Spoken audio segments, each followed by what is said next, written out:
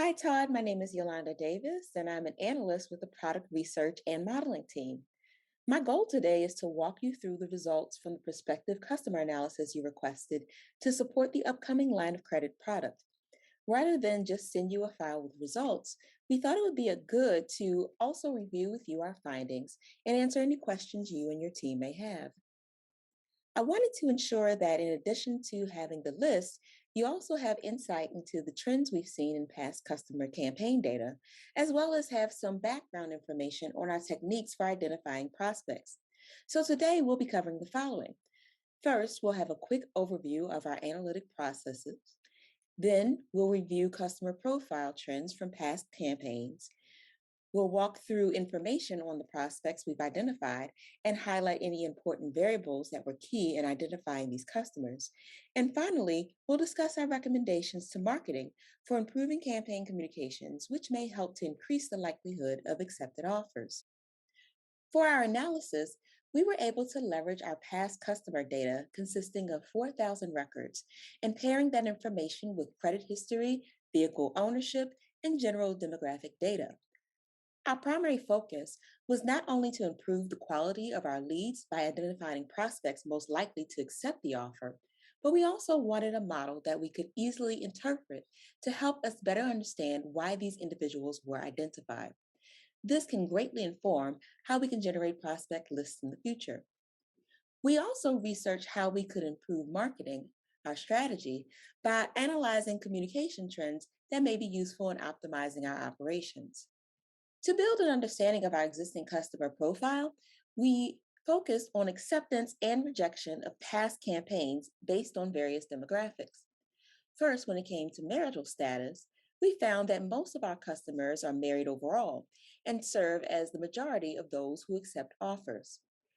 We also find that customers have secondary or post secondary education level, with secondary being the predominant category where we have past success. The average age of our customers is approximately 42 years old amongst those who accepted offers and 41 years for those who rejected offers, which isn't a great difference. However, if we look at the third quartile, where 75% of data fall under, it shows that a slightly older group, approximately 50 and younger, choose to accept offers versus the rejection case, where we see ages approximately 48 years and younger choosing to reject. Also, when we're looking at past offer success, we found that those who accepted previous offers were more likely to accept new offers, as demonstrated by the 18.7% of customers who've accepted past offers that choose to accept the new offer versus those who rejected them. Next, we'll focus on car ownership, where we do see more clear trends. For example, we found that the majority of customers do not own luxury vehicles. However, they do own cars that are deemed popular or at least common in the data we have sampled. Average age of the cars in both accepted and rejected cases was about 12 years old. However, the median or midpoint for car ages with accepted past offers is approximately 10 years old, while for rejected offers, it's 11 years old. This indicates there's a slight leaning towards customers looking for credit for younger vehicles versus older ones. Also, insurance indicators demonstrated a significant trend, showing that those who carried insurance were less likely to accept offers versus those who did not carry insurance, as indicated by the 35% accepted offers for those who are insured versus 64% who accepted that are not insured. There were very clear findings when looking at data related to loans and credit, as these graphs demonstrate. We see that customers with no existing loans make the bulk of our outreach, along with customers who have no past defaults. We also note the increase of percentage of rejection amongst those who have existing car loans. Finally, when reviewing average loan balances for customers, we found that those who accept our credit products tend to have a higher loan balance than those who did not accept, as shown in the difference between the average balances. Let's dive into our method for identifying prospects. When developing our model, we decided to use an algorithm called a decision tree, which basically allows us to categorize the data or make predictions on data based on a combination of variables and thresholds it thinks are the most important factors when predicting outcomes. In our case, this model hits two important goals for us. First, it has a strong prediction that is much better than an average guess. And second, we can easily review the tree to determine what data and thresholds were important in making predictions. In full transparency, Todd, I'll admit that this model didn't offer the best performance. It actually was a close runner up. However, given it's more interpretable than some of the other models we tested, I believe we can make up for the difference in the loss by using the interpretation to improve our prospect list, which will help optimize its performance in the future. In our case, the decision tree has reasonably good predictions with a precision value of 83%. This basically means that 83% of the time when we think a prospect will accept an offer, they do. To review the tree's decision making, we can see it graphically represented on the right, but I'll just read through the clip notes on the left as our guide. Important factors for our model to start are if a past offer was accepted or if a communication method was not available, with the former value leading to a prediction of acceptance, while the latter predicting rejection.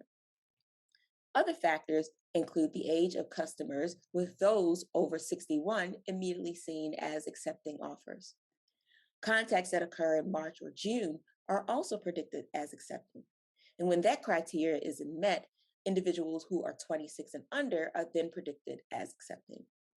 The final step checks if individuals over 26 were contacted in September, and if not, they are predicted as rejecting the offer. Once our prospect list was generated using our model, we performed another trend analysis to see if the model selected prospects that had a customer profile similar to what we saw in the historical data. We definitely see quite a few parallels as indicated on the right, with the prospect profile compared to the profile on the left, which we reviewed earlier. A few minor differences in the sample is that the average car age is close to 10 years instead of 12, and there's a slight decrease in the average loan balance. However, overall, the sample is very similar to historical trends, despite the fact that only one of these variables, age, was highlighted as an important factor in the model. Finally, I wanted to take some time to augment our prospect list with additional recommendations on how to improve our communication plan, which may help to improve the overall efficacy of the campaign and potentially increase the likelihood of an accepted offer. To begin, we evaluated dates of contact from our historical data and noted that the highest number of accepted offers appear to occur from the months of May through August. Least successful months include December, January, and March. Given these results, it may be prudent to have a larger focus on rolling out during historically successful months and simultaneously perform additional research on why we do not perform as well in winter months. The best time of day for calls appear mostly in the afternoon between 12 and 2 p.m. and between 3 and 5 p.m., with the best hour for results showing at 4 p.m. This finding wasn't too surprising, especially since 4 p.m. is a typical post work pre dinner hour, and stretches from 12 to 2 may represent lunchtime. We feel campaigns can be optimized to target these core hours.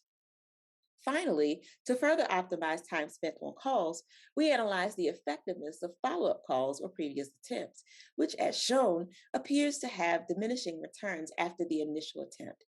Moving forward, it may be prudent to solely focus on net new prospect calls and limit follow ups to 1 to 2 attempts to save time and reduce costs. Thank you so much, Todd, for your time today. Please let me know if you have any questions about the prospects we identified or our recommendations. I'm looking forward to hearing back on the results of the campaign.